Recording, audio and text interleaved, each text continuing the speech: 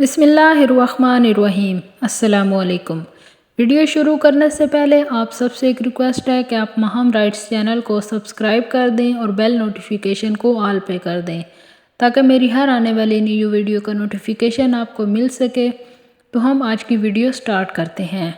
دنیا کا وہ واحد نمازی جس کے لیے ابلیس یعنی کہ شیطان فجر کے وقت تک چراغ لے کر کھڑا رہا۔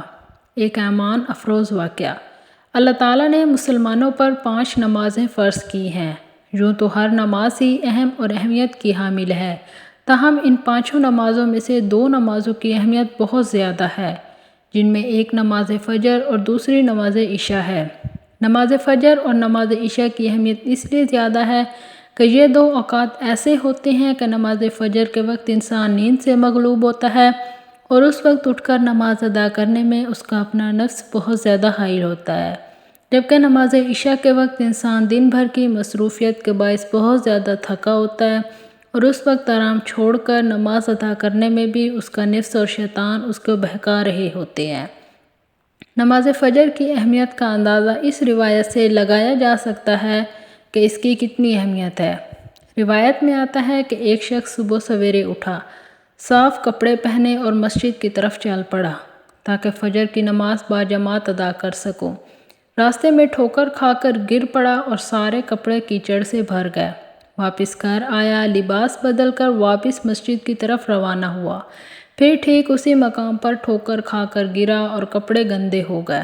پھر واپس گھر آیا اور لباس بدل کر دوبارہ مسجد کو روانہ ہوا۔ جب تیسری مرتبہ اس مقام پہ پہنچا تو کیا دیکھتا ہے کہ ایک شخص چراغ ہاتھ میں لے کر کھڑا ہے اور اسے اپنے پیچھے چلنے کو کہہ رہا ہے۔ وہ شخص اسے مسجد کے دروازے تک لے آیا۔ پہلے شخص نے اسے کہا کہ آپ بھی آ کر نماز پڑھ لیں۔ وہ خاموش رہا اور چراغ ہاتھ میں پکڑے کھڑا رہا، لیکن مسجد کے اندر داخل نہیں ہوا۔ 2-3 بار انکار پر اس نے پوچھا کہ آپ مسجد آ کر نماز کیوں نہیں پڑھ لیتے؟ دوسرے شخص نے کہا اس لیے کہ میں ابلیس ہوں۔ پہلے شخص کی حیرانگی کی انتہا نہ تھی جب اس نے یہ سنا۔ شیطان نے اپنی بات جاری رکھی، یہ میں ہی تھا جس نے تمہیں زمین پہ گرایا جب تم نے واپس گھر جا کر لباس تبدیل کیا اور دوبارہ مسجد کی جانب روانہ ہوئے تو اللہ نے تمہارے سارے گناہ بخش دیے۔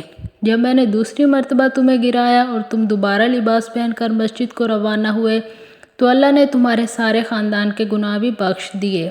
میں ڈر گیا کہ اگر اب میں نے تمہیں گرایا اور تم دوبارہ لباس تبدیل کر کے مسجد کی طرف چلے تو کہیں اللہ تمہارے سارے گاؤں کے باشندوں کے گناہ نہ بخش دے، اس لیے میں خود تمہیں مسجد تک چھوڑنے آ گیا۔